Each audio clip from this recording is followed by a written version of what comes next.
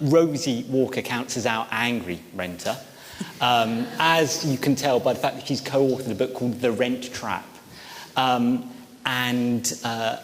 I read in the notes that you were once evicted when you asked your landlord for a new chest of drawers. That's right, yes. It would have cost him about £70, I think. It had been broken since I moved in. For about a year and a half it had been broken. Evicted for 70 quid? Yep. Okay. Yep. Rosie, go ahead. Okay, I think I'll go up there.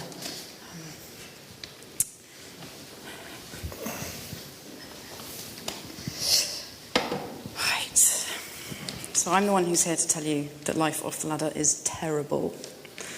I got interested in private renting as an issue, probably because of my own experience. By the time I was 36, I'd lived in 15 different rented homes, most of which were pretty terrible, actually. A few okay ones, but most of them, I had the whole gamut of typical private renting experiences. So mice, mould, damp, ceilings falling in, windows falling out, landlords who didn't care, didn't answer the phone, or else came round whenever they wanted and let themselves into my home. So after I'd been working as a journalist for a long time, and I got more interested in social policy, so I did a master's in social policy at LSE, and I was trying to find something to do for my dissertation. Everyone had their subject, and I was like, I don't really know what my subject is for my piece of research. So I said to my tutor, well, what about private renting? Because I've had all these terrible experiences, and it seems to be quite a problem. And she said, well, it's not really. That's not a social policy issue. That's more of a business issue. Social policy researchers research social renting, social housing. And I thought, really, that can't be right. That sounds very odd to me. That was in 2011. And to be fair to her, I probably hadn't expressed it very well. And, I went on and did it anyway, and started researching private renting and why it's in such a mess, and what the structures and the attitudes are that really keep it this way. And that led to a few different things. And then, I sort of started to meet other local groups that were protesting about renting and doing kind of local actions and stuff. While I was writing my dissertation all about private renting and why it was so awful, that's when I was evicted by my landlord. So there was quite an irony there. I was sort of typing away and thinking, oh, I've got to move today or tomorrow, or, all my stuff in boxes. And so he was a fairly average London landlord, really. He took exception to me asking for a new chest of drawers, said that I was completely unreasonable, told the council that I was a problem tenant because I was a woman that answers back, and evicted me and my 4 housemates. We were all made homeless as a result of me asking for a chest of drawers. So eventually that led to other things, and I wrote this book called The Rent Trap I co-wrote it with Samir Jarraj. And the reason I wanted to write it really was to string a lot of the stories together, because by this time renting had really shot up the agenda, and there were stories every day in the news about renting, but they were still massively misunderstood. Journalists were getting it wrong, the difference between private renting and social renting, and completely misreporting the facts. When the law changed very slightly last October on Section 21 evictions, I'll try not to get too technical and legal, but Section 21 is the no-fault eviction, which allows a landlord to evict a renter for absolutely no reason at all. And that was slightly restricted last October, but is still mostly allowed. The Times reported that this meant that now landlords had to give a valid reason in order to evict a private renter, which is completely not the case. So I just thought, how can it be this misunderstood? I also wanted to explore the landlord lobby, because people often go, well, a third of MPs are private landlords, and that's why it's so terrible, because, obviously they're all evil and everything's corrupt, and that's the end. And I thought, well, it's probably a bit more complicated than that. And I'd like to look at the different ways that landlords and the organised landlord lobby influence Parliament, and whether they really are that powerful or not. I don't know if you'd have to read the book to see if I, came to a conclusion on that. I also wanted to probe the psychology of landlords, because I think there's something we're missing in in the debate where we talk about, you know, getting decent standards and making sure landlords don't electrocute their tenants and, you know, all these things, if we sorted all that out, I think we'd still have a bit of a problem because we've still got the sort of question of power, really. And I wanted to sort of unpick the psychology a bit. A lot of people say, well, I'm a good landlord, I'm one of the good ones. And then you start to ask, okay, well, how much rent do you charge exactly as a proportion of your tenant's income? And how much of that do you need to cover your costs? And things start to become a bit clearer then. So I wanted to sort of probe that a bit. So what's private renting like? It's terrible. There are 11 million private renters now in the UK. You get 6 months security of tenure. Now, security of tenure means just that's how long you've got the legal right to stay. After those 6 months, you can be evicted for any reason or no reason. There's a few tiny restrictions on certain circumstances when that can't happen, but in most cases, you can just be evicted. If the landlord just fancies putting the rent up, they can do that. You know, and if you can't pay it, you can leave. If they don't want to do repairs, they can usually just make you leave. Or if they just don't like you, in the case of my landlord. There's no real enforceable standards. You know, we have lots of rules on paper about what private rented homes are meant to be like. That's all completely unenforceable because the people that are meant to enforce those standards are local councils, and they haven't got any money at all. They've usually got one private renting officer for a whole borough, and they can't possibly keep tabs on everything. And there's completely uncontrolled rents. We did away with rent control in 1989, which actually wasn't that long ago. So unlike most European cities, there's absolutely no control on rents at all. So most private renters are living in fear of, you know, the next rent increase. It's no longer, it used to be something for just students and young people. It's now for families. It's much more long term. There are lots and lots of children living in the private rented sector, not knowing where they're going to be going to school next year, because if their landlord puts the rent up, they'll have to move homes and therefore move schools. There's no security for them at all. For the last 2 years, I've been running a campaign project called Renters' Rights London, and I often get queries from private renters, you know, asking what to do. Common ones include your landlord just entering your home whenever they feel like with their key. They deliberately misunderstand the law that says you just need to give 24 hours notice. In fact, you need to give 24 hours notice and get permission because it's the tenant's home when they're paying rent. You wouldn't just let anyone else walk into your home off the street, you know, so why would your landlord be able to do it just because he happens to own the property? Conditions are pretty awful, you know, there's mould and damp. I spoke to someone last week who's got big holes in her wall, and the landlord has come along and stuffed them up with scrunched up newspaper and said that's good enough. Councils generally, they either don't want to listen or they can't listen because they haven't got the resources to do anything about it. And lots of complaints range from quite mundane things like getting your deposit back, which is still difficult 10 years after the law came in that said, you know, you have to get your deposit back, to being beaten up by your letting agent. This happened to some renters in Tower Hamlets a couple of months ago that came to me saying that the letting agent had let themselves into the flat. When they challenged that, they started beating him up. He, in fear, fled out of the garden over the back fence, and while they stayed in his home, they smashed up all his possessions. He went to the police. The police just said, well, it's your word against theirs. We're not really that interested. We're not going to prosecute. And the council shrugged as well. And that was after about 3 months of hassling. They just ended up shrugging.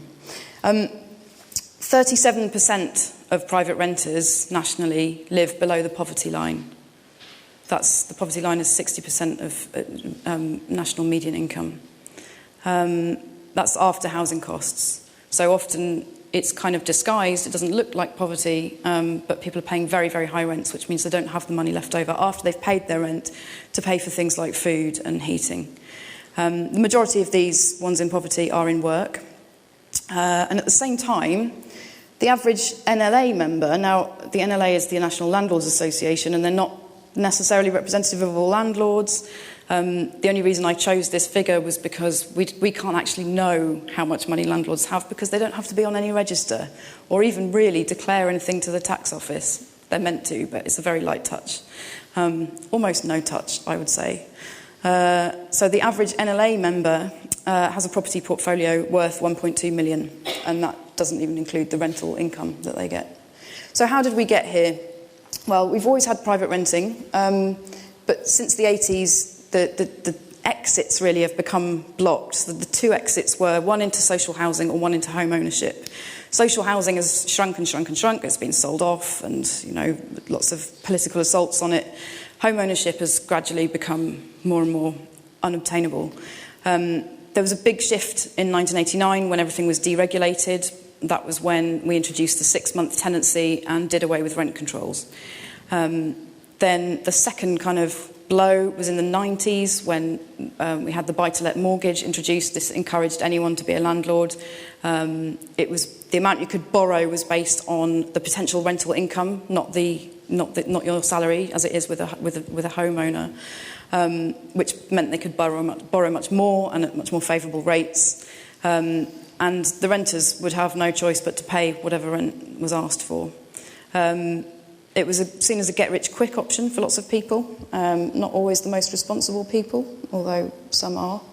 And then there was a third blow where the period of reckless lending, 2000, 2007-ish, lots of overstretching was done and people were borrowing far more than they should have done, but they knew that a lot of the time they wouldn't be doing the overstretching themselves, it would be their tenants that would be doing the overstretching for them.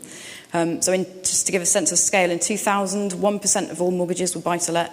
By 2015, 15% of all mortgages were buy-to-let. And the Bank of England warned that it's a threat to the nation's financial stability. That's not the whole picture. The housing spread, the spread of housing wealth has changed quite significantly, and I'm glad Aditya picked that up because there's this graph that if you're into graphs, it's really exciting because the lines cross in 2014, and it's the two lines that cross is one is more private renters than social renters, as you said, and the other one is more people own their home outright than those who own with a mortgage. So housing is being spread more and more unevenly. That's not just about landlords and renters because we're ageing as well, so it makes sense that an older society is going to have more people who own their home outright, but it is being spread more unevenly, and the role of family wealth really shouldn't be overlooked. In 2011, the Council of Mortgage Lenders estimated that 2/3 of first-time buyer mortgages wouldn't have been possible without family help. They just estimated that based on the salaries of the people that were buying and then worked out the gap between what they can actually borrow and what the price of the house actually was. We can't know, there aren't accurate records for the amount of family help that's being given, but that is happening and that shouldn't be underestimated. So house prices bear no relation to salaries anymore because of the distortion of family wealth. In some areas, house prices are 17 or 18 times the average local salary. And you can't buy on salary alone, so it becomes kind of neo-feudal where, if you inherit wealth, you can own a home and then you can charge your friends rent for it, sometimes all of the mortgage. There's lots of people I interview in my book who are doing that. So they don't actually pay any of the housing costs themselves, they get their friend to do it. And that's why it's often called neo-feudal. So it's increasing inequality massively. And I think there's this gulf. I wanted to explore this kind of gulf in my book between, not just the gulf between the haves and the have-nots, but the gulf between common sense, or what we now call common sense, and basic moral questions. The common sense bit is you hear it a lot when you interview landlords. It's just the market. I'm just doing what the market allows me to do. I'm just doing it for my pension, or when your tenant will never have a pension because they're buying your house for you. It's almost a kind of disconnect between your own decisions and your actions and the effect of your actions. And there's a story in my book about two friends called Howard and Sam who are in that situation where Sam is getting into debt to cover Howard's mortgage. Well, Howard just plays in bands, and the only reason that situation came about was because Howard inherited lots of money. Because Sam inherited lots of money. So that I'm interested in those basic moral questions. If we're talking about ethical landlords, are we saying that's just people who obey the law? shouldn't there be something more than that? You know, the London rental standard is a standard that it's a sort of badge that London landlords can get. It was Boris's big thing. It completely failed because only about 10% of landlords signed up to it. But all you had to do to get that badge was obey the law. Like, that's how low the bar is. So I wanted to ask questions like, you know, is it really okay to live off unearned wealth? Can it ever be justified? And if it can be justified, how important should unearned wealth be? You know, in Sweden they have massive disparity of wealth, but it doesn't matter because, you know, housing and basic services are all, you know, fine and everyone's got equal access to them. If we're living in a situation where we're moving to what policy people called asset-based welfare, where, you know, your pension will be your property, then what happens to the people who can never have property in this system?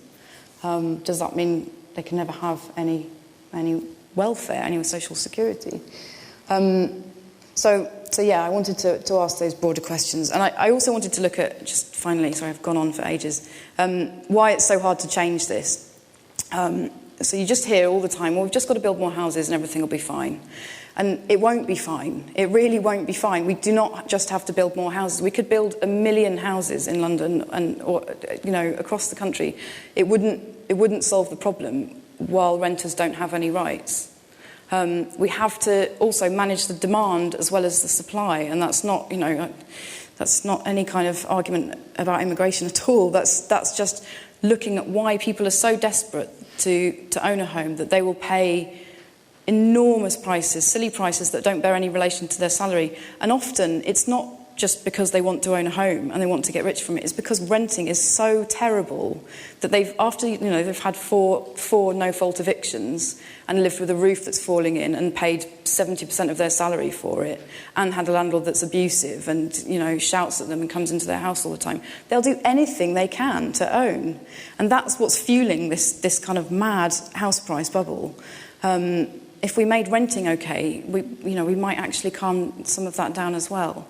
Another reason it's so hard to change anything is because we don't know who landlords are. They don't have to be on any register at the moment. They don't really have to declare what they're doing. We don't even know how many there are. In my book, I talked to people at the tax office about this, and they said, well, yeah, we've got about 2 million people who've declared tax on rental income, but that's only the number that have actually declared tax on rental income. 70% of UK landlords only own one property, so everything's very fragmented. There's no collective bargaining power on for private renters because you've all got different landlords. You can't do things like go on a rent strike or act collectively in the same way that social tenants can because their landlord is the council and they know who it is. Private renters can't act together. And because 2/3 of the, sorry to get all pedantic, Aditya, but 2/3 of the nations do still own property. It's the number of private renters that has overtaken another number. It's the number of private renters that has overtaken social renters, not overtaken homeowners. I think maybe if you add up, I think you said both. Oh, in London. Okay, yeah.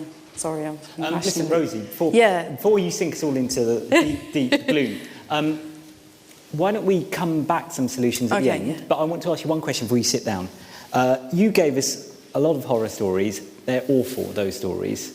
What is it that makes you personally angry? Is it the crappiness of the private rentals you've been in, or is it the fact that you can't own? Are they separate things? In policy terms, one is easier to sort out than the other. Yeah. Well, you'd have to say what is owning, because I could live without owning, I'm not interested in homeowner status or, getting rich from property or having the white picket fence and saying this is mine and it's not yours. I'm not interested in any of that. I'm interested in controlling who comes through my front door and what happens inside the house, what kind of state it's in, and how long I can live there. And that's what I would mean by owning. Mm. So that's what I'm annoyed I can't do. Okay. It's not necessarily owning as we know it, but yeah. Okay. All right. Thank you. Thanks, Rosie. Okay.